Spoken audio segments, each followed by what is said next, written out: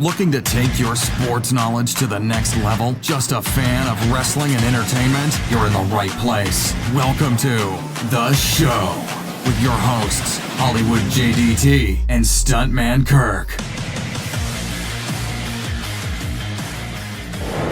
Ladies and gentlemen, welcome to this episode of The Show. I am here with the Evil Queen, with Regina, the star, an icon of Once Upon a Time, Lana Parrilla. Hi. Thank you for taking the time to do this interview. I truly appreciate it. I want to start out with talking about Denver Pop Culture Con. It's Sunday. It's been a very busy weekend. I think I walked by your booth a few different times and you had lines all day. How's this been for this whole weekend? I've really enjoyed it. It's really cool being in Denver.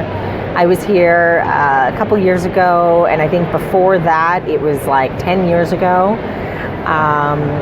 So it's nice to be back here, and it's really nice to be at this convention because I've never done this before, and I'm having a great time. The fans are amazing. The costumes have been out of this world. So yeah, it's been great. The volunteers are pretty cool. I'm having a good time. Yes. What have you done some of these in the past? Some of the, whether it's Comic-Cons or that? Yes, I've done several different Comic-Cons. I've been doing these now for the last 5 years. Okay. So there's a group called Creation that we're doing more Once Upon a Time focused conventions that were really just dedicated to the show. I did several of those over the last couple of years, 2 or 3, no more, maybe 3 or 4 years. And then we do a lot of conventions over abroad as well. Okay. So I want to get into Once Upon a Time. Yes. Because I know that was a huge show, just wrapped up, or just recently in the last few seasons. But I would be remiss if I didn't talk about Spin City. Oh wow, okay. Truly, when I saw it, I was like, she's on Spin City, and like, I hadn't seen Once Upon a Time, I'll be honest. But I knew you from Spin City, knew you from Angie on there. I was a baby. I know. I was like, this is awesome. But I kind of want to talk about that if we can a little bit. How was that experience on the show? I know you were there season 6 with. It was Charlie Sheen and I were the first new cast members to join. You were the first season in with both of you guys. How was that? It was out of this world because it was my first real year of acting and putting myself out there after training and studying for several years. So it was my first, well, not pilot season. So it was my first pilot season, but I ended up booking another job.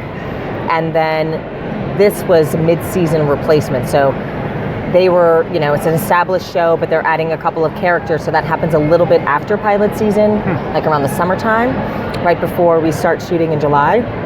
So I went in, read for it, and it was kind of a quick process. I had like maybe 3 or 4 callbacks, but the actual test itself was very intimate.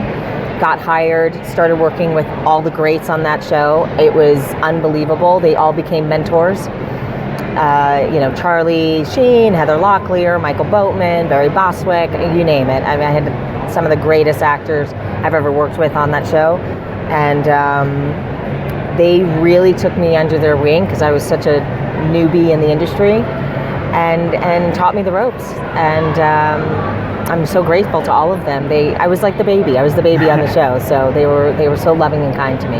And you kind of played a sassy, party, I was like a sassy Brooklyn girl. Yeah, I got the motorcycle and doing all that. And, I just literally said after I saw it, watched the episode of some of the episodes of Alan Ruck and I. Where you were convincing him, or he was convinced. He was trying to. He had a crush on me. I was like his everlasting crush. And he's like, I ride the motorcycle, and he does the fake. He has someone driving it by, and then like has the horrible drive to get to your apartment. It was funny. Like the whole time I'm laughing about it. Like, but it was just really cool to kind of see that and be like, this is awesome. Like that was a show I grew up watching, through school, and it was just cool to. It's cool now to be sitting here with you. Yeah, thank you so much. It was the first big job in my career, and I learned a lot. I was very blessed to be on a sitcom, and starting my career in sitcom made a lot of sense because I come from a very comedic family. So it felt like the right thing. My aunt's done tons of sitcom, tons. In fact, that's like her forte. And she's an actress. She's been in the industry for over 40 years. So I grew up with a lot of comedians in the family. So it just felt really great to step into that world. I miss it. I'd love to do sitcom again. It's been a long time.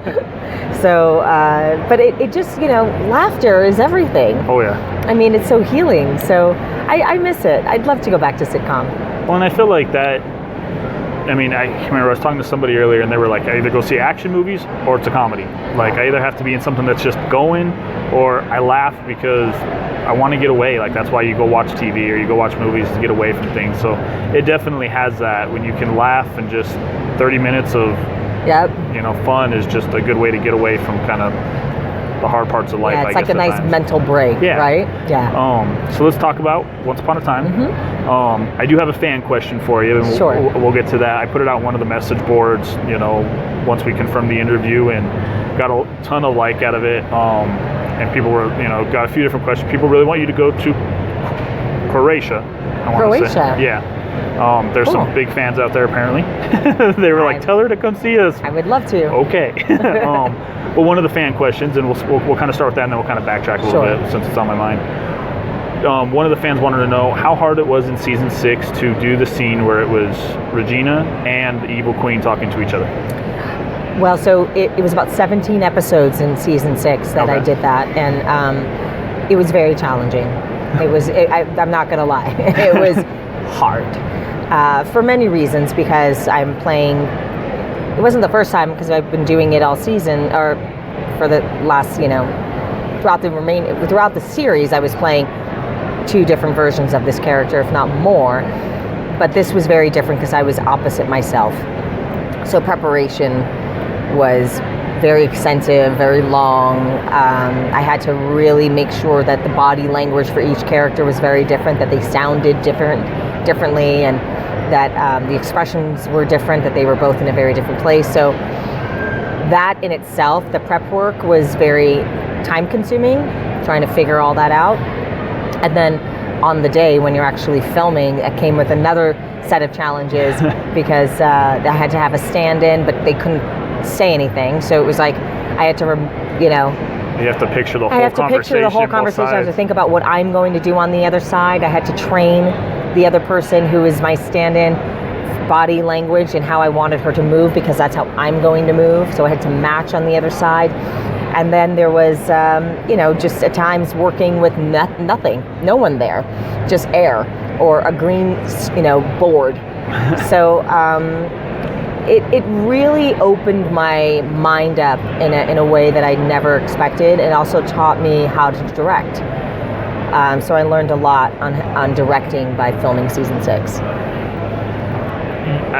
I know in a few interviews you kind of talked about how much you loved the character of Regina and how much you kind of put you into it and you felt kind of you with it. Big Disney fan, kind of, it sounds like a lot of the princess-wise, but more on like the, you talked about, side. really liking Ursula and really picturing kind of her and some of those things. What kind of was that inspiration? I mean, if we can pull more out of that, like what was that inspiration kind of for both those characters when you had to do them? Well, for there was a lot of different, I pulled from everywhere. I pulled from people I knew in my life or people I still have in my life, experiences, actors that I've just idolized and loved over the years. And, Gary Oldman's one of them, Glenn Close, Ingrid Bergman, you name it. I really pulled, even Tim Curry. Like, I really kind of pulled from everywhere, and also just instinctively, like, what do I feel, and working with my own sort of, intuition on where this character is, and speaking from that place as well. So, over the course of 156 episodes, you do want to continue to stay inspired, so you start really looking everywhere. It can be in a song, it can be from a painting, even colors inspire me. So I really pulled from everywhere. Numerology, too. I approach each scene differently, and I do a lot of voice work as well. Not voice in, like doing any cartoons or anything like that. I'd like to, but I trained my voice for acting for about 20 years. So that training in itself really helped me a lot with the characters as well. What Once Upon a Time became a cult kind of classic, just took off on its own world, and I know a lot of people in the beginning, it didn't really seem like it was going to be that show that would take off to where it was at. I mean, I think that's probably what's the same with like any show. When it takes off, nobody really sets out and goes, oh, this is going to be at this level. Right. How is it to look back at it now and kind of realize how big of a show you had, the impact you guys had, the footprint really you guys left kind of on Hollywood? I think I'm still surprised, especially when I do these conventions and I meet new people, new faces.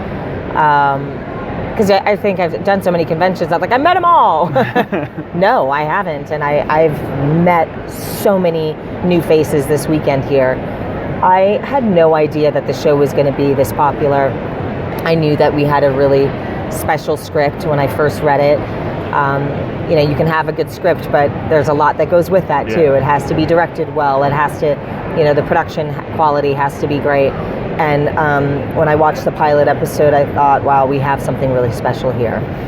And but again, I thought it was just, okay, we're telling a story. I had no idea the positive impact it was going to have on our masses. And it became a global hit. And, part of it's so current, okay. Part of the surprise too is, when you're filming, you're up in Vancouver and you're up there for 7 years and you're living in this bubble. It's this world of the show, and you get out here and there, but you don't really get to get out much because you're so busy with with work. Every time I stepped out of the show, like during my hiatus and stuff, and I would see people's reaction, that's when I really started to understand how big this show was. And like I said, to this day, it still surprises me, but it makes sense because it was a show about, about hope, about love, of family, trials and challenges, and how are we going to overcome them. And it's inspiring. You don't really see a lot of TV shows that have like this deep sort of message to it that ended up changing people's lives. So I'm in awe of Once Upon a Time and very proud of it. It's interesting what you said, because like I was just talking with Michael Gray, and he mentioned that when he did the show Shazam, it was there was a point to every episode of what they were trying to teach and what they were trying to the morale of the story, and he kind of said that's kind of lost in a lot of today's shows. It's there's, if that story is there, it's very hidden under a lot of stuff that it's not right out there for people to see that easy. And I think Once Upon a Time kind of hit that same thing though, where you had all these great characters and all this great story, but there was still a good purpose to it, and that to make people feel better and get them through tough times. And it's interesting to hear, like, truly never really thinking about it until like I started doing some, different interviews and talking to different people throughout this weekend. So much of that, of hearing how many times people have, said, no matter who we've interviewed, like, you guys helped my life so much. Your show got us through tough times and all that. And I just think that has to be something you're probably not thinking about in the moment of the show when you're working on it and recording. Of course. But has to be kind of that rewarding kind of feeling to have, and almost overpowering kind of feeling maybe a little bit to. Yeah, I mean, it's like, there's acting, and then there's acting that becomes inspiring on a very sort of deeper level, not just as an artistic level, but like on a deep spiritual level, which is really cool. I don't think a lot of actors get into the industry with the hopes that they're going to change people's lives. It's usually like, I want to tell these stories, I love acting, I want to become this character, I want to transform myself. I want to work with this director. I want to, tell these kinds of stories. But working on Once Upon a Time gave me a new perspective on the parts that I want to play. And I don't think all the parts that I'm going to choose in my career moving forward are going to be as inspirational as Regina was. But I hope that I get to play another character like that at some point. Right. Maybe it's in a biopic, You know, that's another cool way to tell someone's story that is already an icon or someone who has inspired and changed lives. But from a fictional character to have that impact, it's really cool. Yeah. So, yeah, it's pretty special. Social media and all that. Where can fans kind of follow you at and keep up on where you're at and what you have going on? So on Instagram, I'm L Parrilla. Okay. So it's my first initial and then my last name. Okay. On Twitter, it's Lana Parrilla. And on Facebook, it's the Lana Parrilla fan page. Okay. Yeah. And it's the one with the blue check mark on Facebook. I think that's it, yeah. And then what projects do you have kind of going on now, and what's kind of in the works? If you, what you can talk about? I know some of it's always, Yeah, some of it's top but secret, I can't talk black about ops. Yeah, I mean, I do have those, so I can't talk about. But I started to develop, and I'm really interested in developing my own projects because it's just fun. It's fun to kind of be on the producing side of it, and it's opening me up in a way that I've never really entertained when I first started acting. It was like, I just want to act. But now I think being on Once Upon a Time really taught me a lot about producing and directing, so that's something I'm very much interested in. So I have a couple of things that I'm focusing on in that area. And then I did a movie with David Ayer called Tax Collector. So not sure when that's coming out, but and it's I have a little part in there, but it's it was a cool opportunity to work with a director like that, David Ayer, who's wonderful, and I'm sure you know him from Suicide Squad and for Fury, and so he was really wonderful to work with. I think he's a phenomenal director, and really knows how to work with his actors. And he cares deeply, and he's so talented. So we did that movie together last summer, and I also intentionally wanted to take a break because I didn't want to jump straight into another TV show this pilot season. I really kind of sat it out to give myself some time. Coming off of Once Upon a Time, 7 years working that hard, kind of put me behind in my personal life. It's like, oh my God, I haven't gone through this box in 7 years. So I've just been like unpacking things and like trying to, just go through paperwork that I haven't gone through in 7 years, and kind of merging my life again because I was up in Vancouver, so kind of settling into LA and figuring all that out. So I've taken some time for myself, and also just time to sort of detox Regina. It's like she was very much in my DNA. She was very much a part of my life on such a deep level, in probably ways I didn't even understand.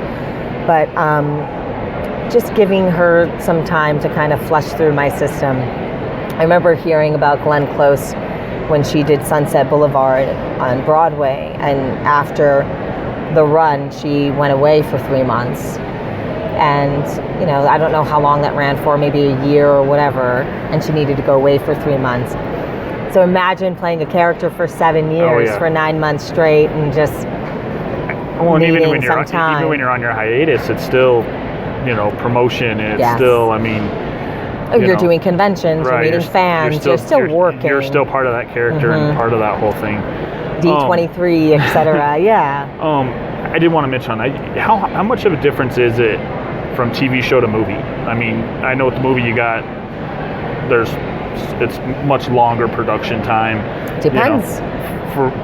Typically it would. I would assume it would be.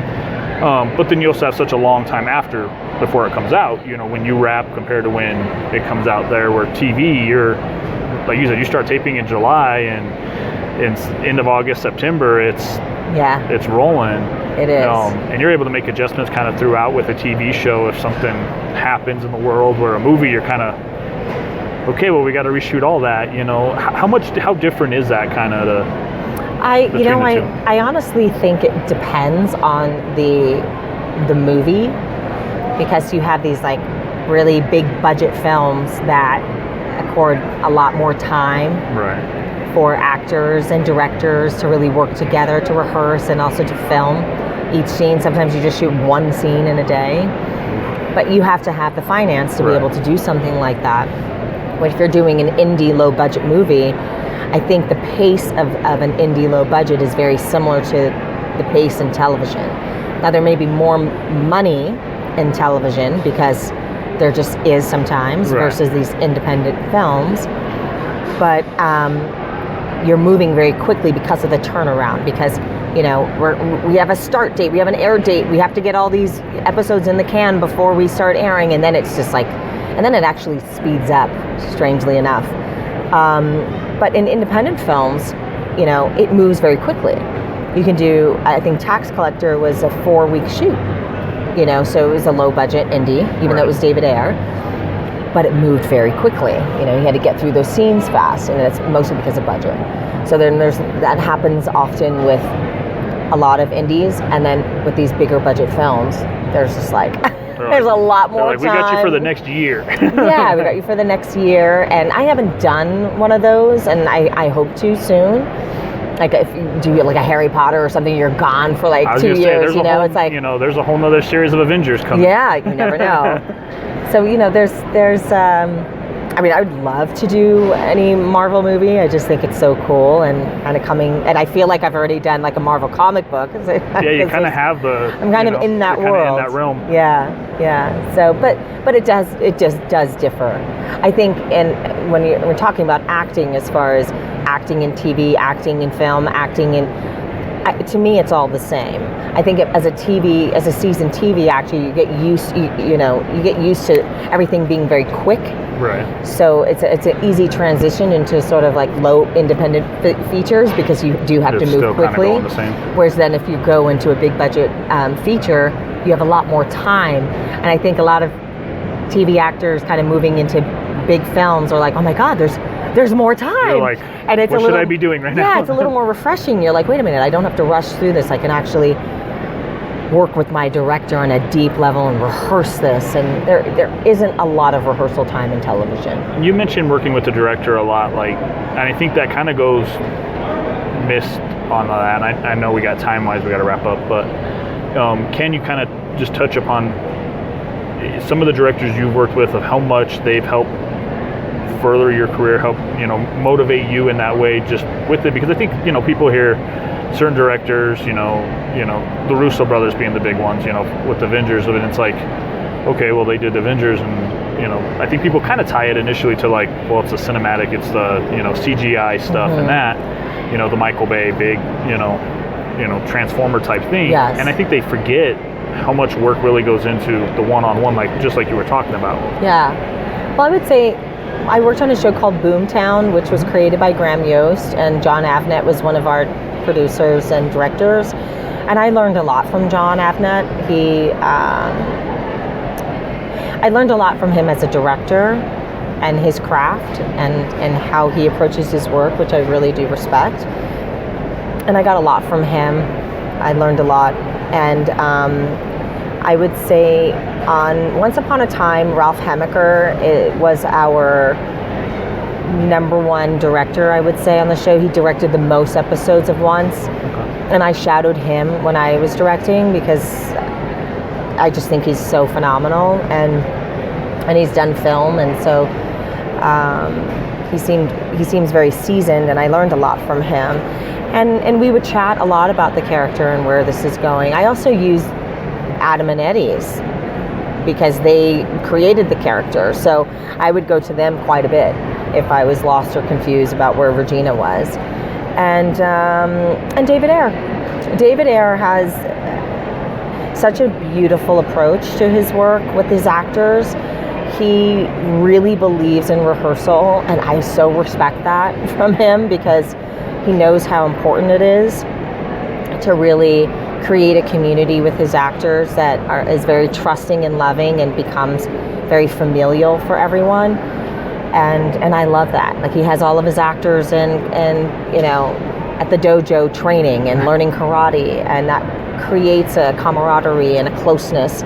And so then when you get them on screen, it's like we've known each other, and say you are playing my brother and you and I are in karate together, but we've never met prior to this film. Right. The more we're sparring and playing, and we start, touching your arm, touching my arm, whatever, you get more familiar with one another. Right. It's a little more comfortable and easy. So when we actually go to film, that relationship seems like we've had natural, it for we've had it for a little while, and it's not like we just met that morning and now we're pretending to be exactly. You're like yeah. So I really appreciate David and his directing, because I don't think a lot of directors really spend that time with their actors, especially in television. There's really, you have these new directors that come in often. You have some recurring, but you have a lot of new directors that don't necessarily know the show or the character as well as you do. So you're kind of left on your own. And in doing so much television, I've had to just really depend on the director inside of me. So really kind of drive yourself. Yeah, because what if Joe Schmo comes to direct this episode? I've never met him before. He's only seen 3 episodes of the show. He may or she may say, something that will help, but they're not going to know the character as well as I do. So I have to always, anytime I do television, you have to fully come prepared with, who this character is, knowing her backstory, knowing where they came from, etc., because I can't necessarily depend on the director. I have to assume, doing a TV show as long as you did, that there's sometimes those directors come in and it's first time they've come into a show like that, or they're kind of getting that shot, and it's not the, I have to assume that there would kind of be both sides. One, it's like, this character, you're the heart and, you're their heart and soul. Mm-hmm. What would they do? Mm-hmm. And then some that are like, I want you to do it this way, and you're like, that has nothing to do with this character. Just kind of managing that would have to be a difficult. It is, because you have to respect the director. Right. They're there, and they hold that position, and that's and it's you have to respect what their hat and what they're doing. So there are times when directors have said, "Oh, I want your character to do this," and I don't fight directors. I don't. I actually, okay, well, this person doesn't really know the show very well. It doesn't know the character, but obviously they're seeing something, and maybe I should really think about this. Maybe there is something here, and I'll always give it a try. Like, all right, let me give that a shot and see how that feels, and then I'll give it a shot and see how it feels. Sometimes it works, and sometimes it doesn't work, and then I'll come back and go, I don't know if that worked, and they'll say, you know what, maybe it didn't, but let's try something else, And that's really, it's a collaborative art form. So you have to be open to even the new, the newbies, the first-time directors of our show. Even if they don't know it, they have previous experience. Right. So you have to trust that they're in that position because of their previous experience. Right. They were just pulled off the street, like, yeah, let's pick that guy. Right. So they may not be 100% straight on, like, okay, this is what I think your character would do, but there may be a little something in there that they see that could be helpful to you. So I'm always open to it, and I will always try, as long as I don't put myself in harm's way, I'll always give it a shot. This has been an awesome time. Thank you. Thank you for doing this. Pleasure. Could probably keep your time and keep talking to you, but I know that that there's fans out there wanting to see you and thank you and everything else. But thank you so much for doing this interview. I greatly appreciate it, and I know our fans will enjoy hearing it. Oh, well, you're welcome. With pleasure. It was lovely meeting you, and thank you for having me. Thank you. Thanks so much for listening to this episode of The Show with Hollywood JDT and Stuntman Kirk. Want to stay in the know on all things sports, wrestling, movies, and TV? Follow the show on social media at The Show Podcast. If you like today's episode, please leave a review and subscribe, and we'll catch you next time on The Show. This has been a Phonetics production.